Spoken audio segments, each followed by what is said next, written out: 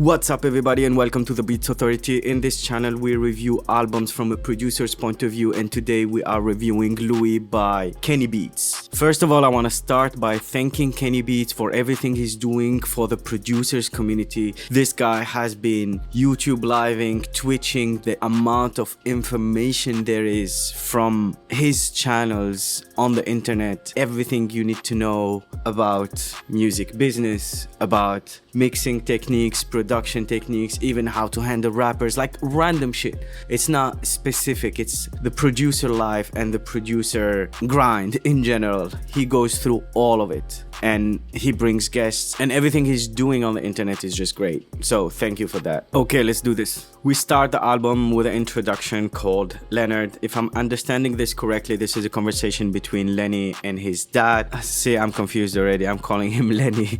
Kenny and his dad, and the reason why they started calling him Lou, and then from there it became Louie.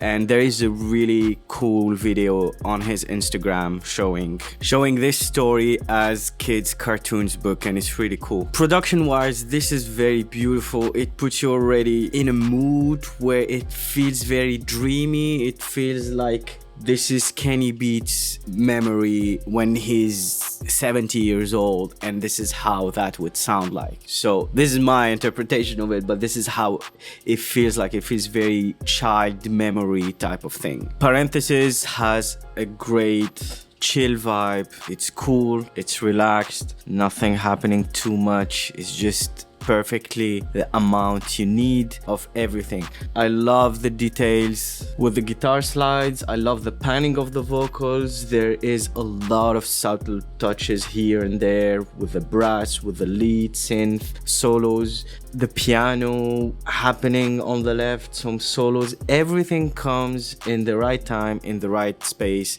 and it's just masterful production. It's nothing crazy. This is not like some revolutionary music. It's just beautiful and tastefully put together. Hold My Head. So there is a little intro and then boom, the beat drops. Instantly I'm expecting 21 Savage to start rapping for some reason, but this is the vibe I got. This is great production. I mean, obviously this reminds me of J Dilla and all these sampling masters, and in this case I kind of want to put him in that category also. But I mean, obviously he's doing it now. It's never like the pioneers, but to do it still and make it your own.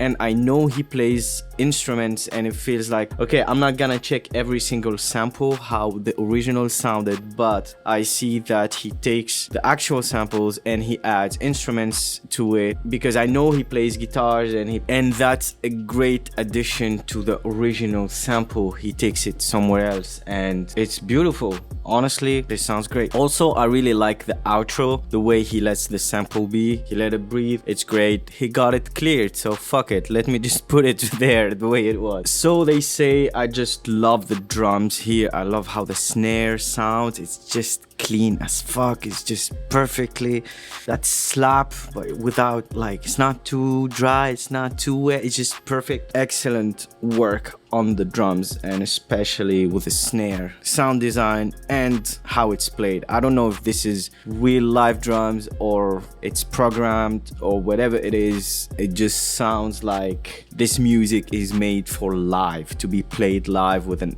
actual band, considering the brass section and all these different things that can make this beautifully orchestrated. I don't know what he has in mind. I know he has concerts coming up soon, so maybe this is part of it. I have no idea. Family Tree. So in this song, and overall so far, I have to shout out whomever mixed this album and mastered it, but especially the mixing. It's a lot going on. I'm not even listening on headphones and I can hear way too many things happening. Everything is in its right place, and that feels really amazing to hear. Right now I can listen to beats and music that literally has 4 tracks, 5 tracks, they're struggling to make it sound good. And here, everything is in the right place. First of all, the groove and the feel of the song is just chill. It's just good time music. We need this. With the mixing, like just the guitars, like you feel like every single thing is serving the rest of the orchestra. Like when you see the lead guitar spanned left and right, and then the solo is in the center, it's like you can even visualize these people playing it, and everybody is positioned somewhere on the stage, even though it's not what's happening here, but you know what I mean. The rap also, it's not taking over, it's serving the song the same way the instruments are also serving the rap, but like everything is in its right space and in its right time, and this is what I'm noticing here. Just beautiful songs, and also thank you for making them efficient and short and straight to the point, even though it's chill music. Hooper, I'm not super fan of the sample here. I don't think this is the strongest in terms of melodies, but I really love the sound design. I love especially the low end, how the kick and the bass are working together, and there is this muffled side chainy effect happening where it feels like it's being vacuumed every time the kick kicks. Still is a great song, felt a little long to me, especially compared to the previous work where it just feels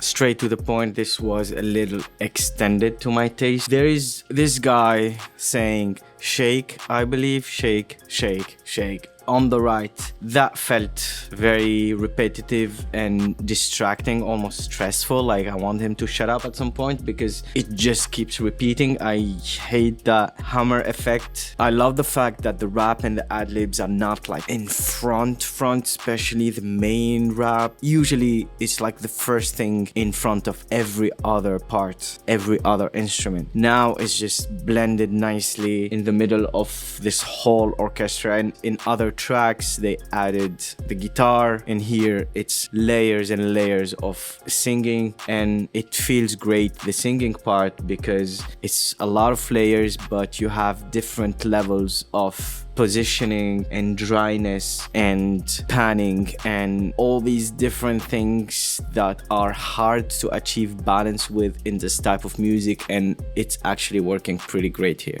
Moire. So if the drums are not played live, this is insane.